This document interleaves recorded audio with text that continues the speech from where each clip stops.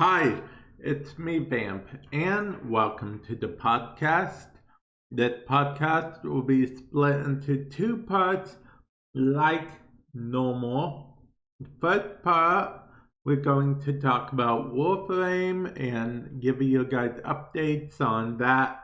Second part, we're going to be talking about other games, Magic the Gathering in particular this time.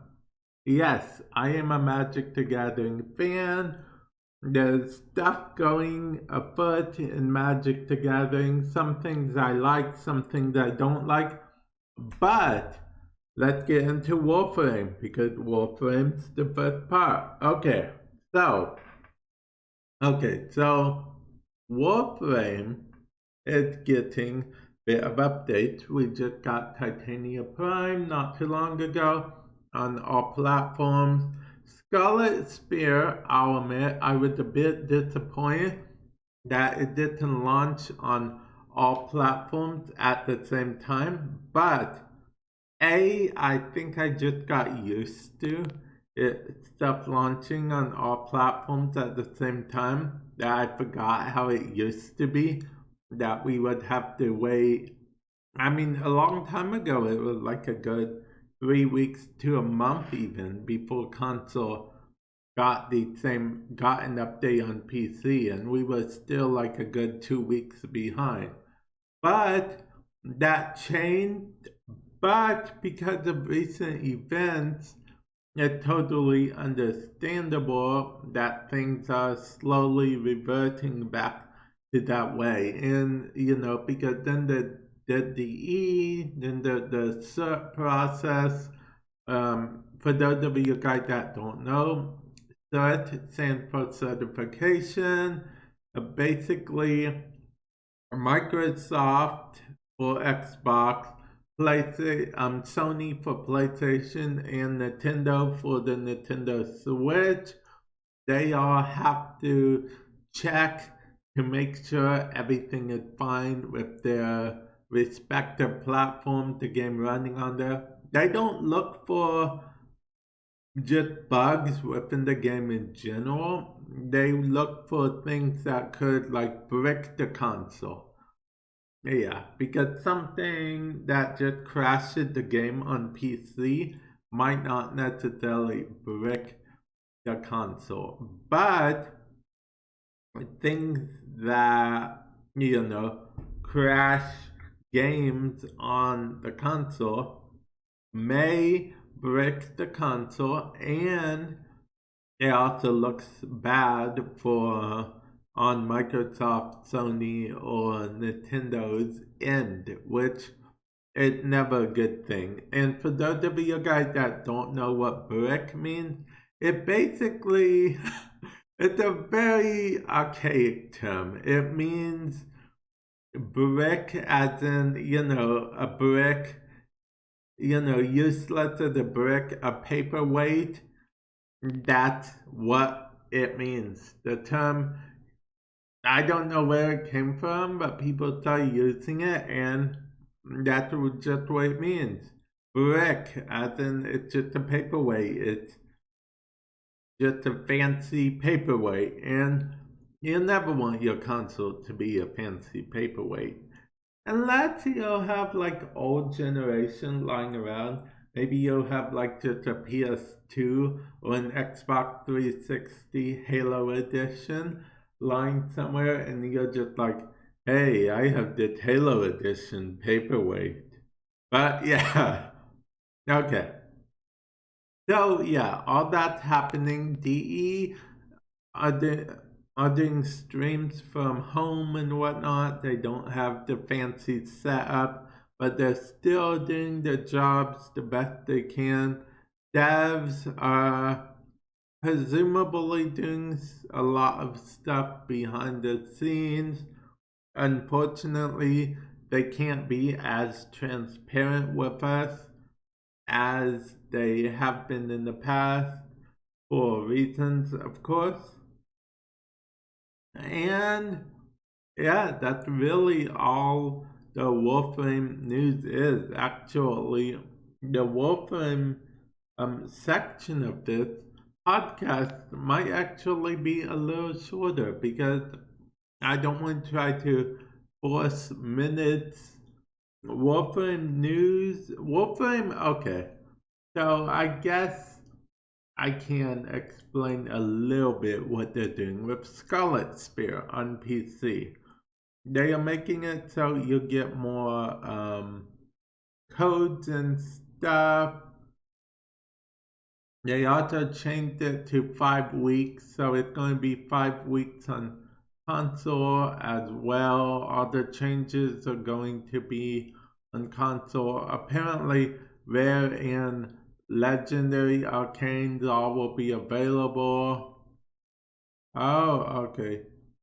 Okay, but we already knew that you could actually, you know, get all the arcanes. I don't know how much they are offhand or how easy or hard it is to get stuff. I hope it's not too much because I need to get complete a full set of Arcane Grace. I used to have one till they upped the Arcane Nest. Now I don't. But yeah, that's about it on the Warframe side. So I guess we'll just begin the second part of it. Okay, and now we are here with the second part of the podcast. We're going to talk about Magic the Gathering.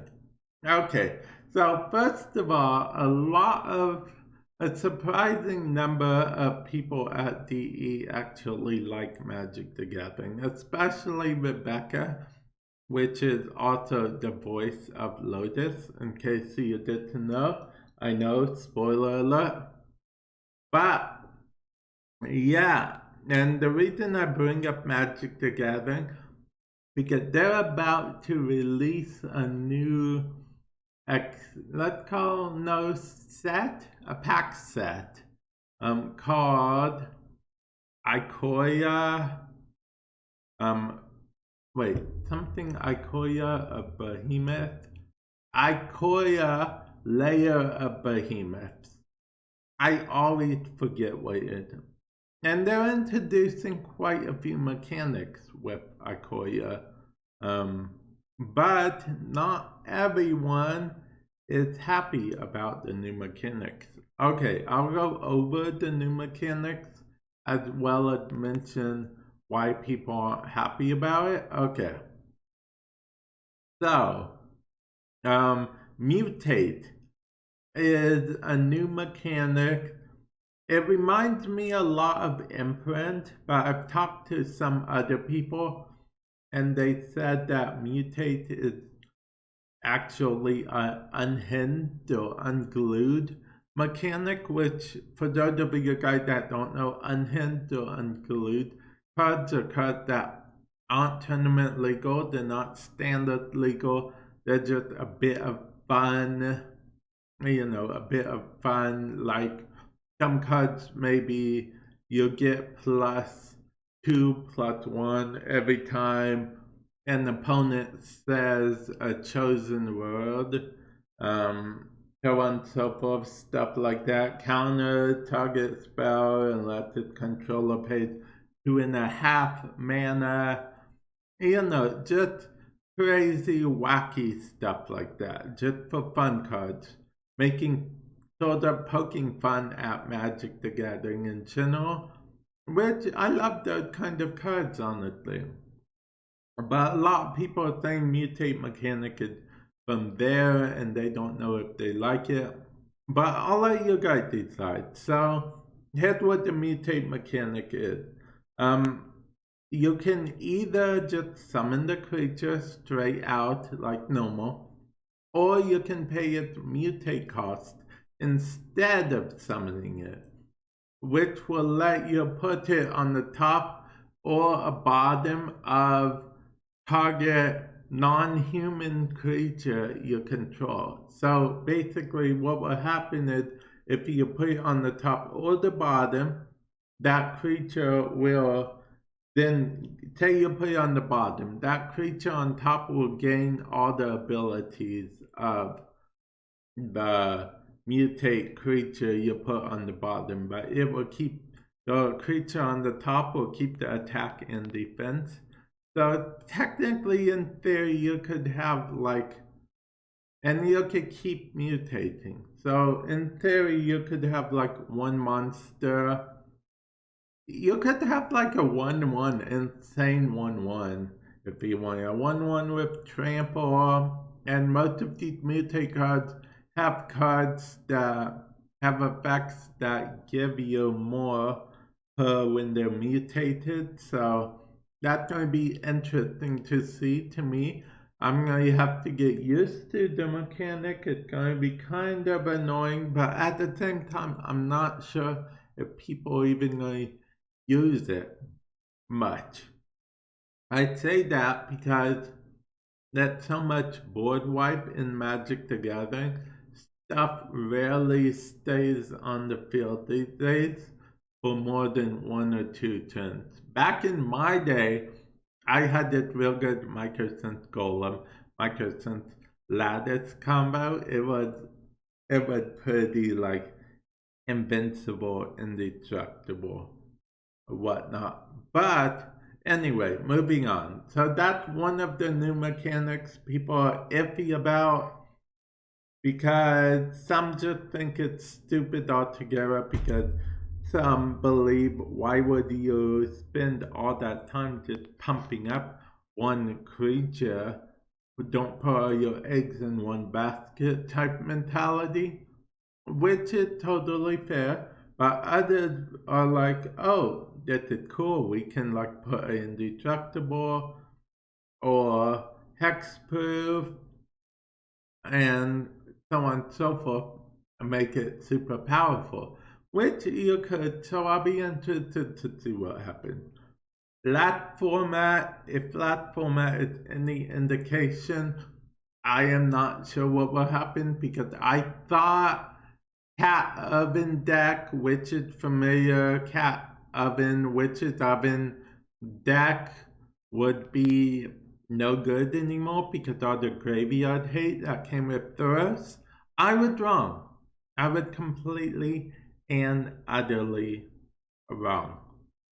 It turns out people still use the Witch's Oven decks just fine, and I do not know why, but hey, they use it, right? Okay. Now, another mechanic is, and this is another mechanic that I believe it's new. Some might say it's not, but I truly think it is new, and that is counter ability counters. Okay, like that counters, like that one new card, for example. It costs it costs 8 to play. It's an 8/8. It had Depth Touch, but it had the cycling ability, which they're bringing cycling back. That's always good. But its cycling ability is tap 3 to cycle this card. Cycling, in case you don't know, lets you discard the card, then draw another one. But it has an ability on it that says, if this card was cycled, put a Death Touch counter on target creature you control. So you can give your own creatures Death Touch counters, so you can give your own creature Death Touch. So honestly, I think that is a pretty good card, if I'm being honest. There's also other counters out there. Like, for example, there's a new card with this set that says that when they enter the battlefield, you choose 2 different counters from among Menace, Death Touch, and Lifelink, to give to the creature you just summoned. So that's good as well. There's also Trample as a counter. I don't know if there's a haste counter, but I don't think there would be a haste counter because haste counter seems a bit redundant to me. There's reach counters as well. Yeah, reach counters are a thing in the game. Overall, I don't hate the idea of counters. I think it will add an interesting mechanic to the game. I think, however, there will be because there are some cards in the game that say stuff like remove all counters from target creature or whatnot. And I'm assuming that counts the haste counter, trample counter or what have you. Now, counters in this game, like I said, it's going to be interesting because before you just had 1/1 counters. Now you have trample counters, that flying counters. Yeah, that flying counters. And all that jazz. So that's actually interesting. Also to see death touch counter, you could literally just give a 1/1 death touch, chump block with it, and bada bing, bada boom, there you go. So, yeah, that's pretty interesting. That is pretty interesting indeed. I think those are basically it. The counter mechanic. Oh, no. One more mechanic. And it is companion.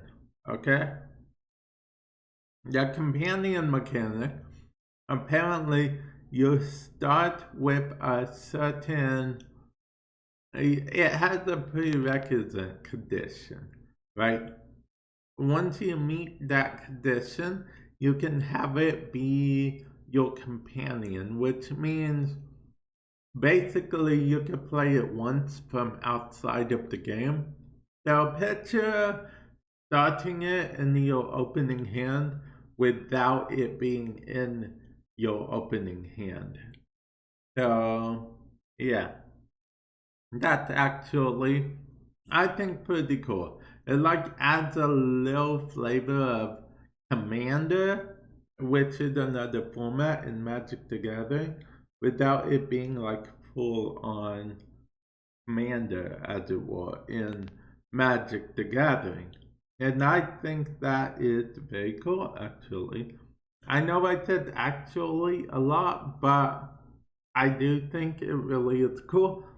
And I am excited for this set. And as you can probably tell, I'm a big Magic the Gathering fan. If you would like to catch more Magic the Gathering related videos and other videos, you can check out my YouTube channel called Vamp Plays.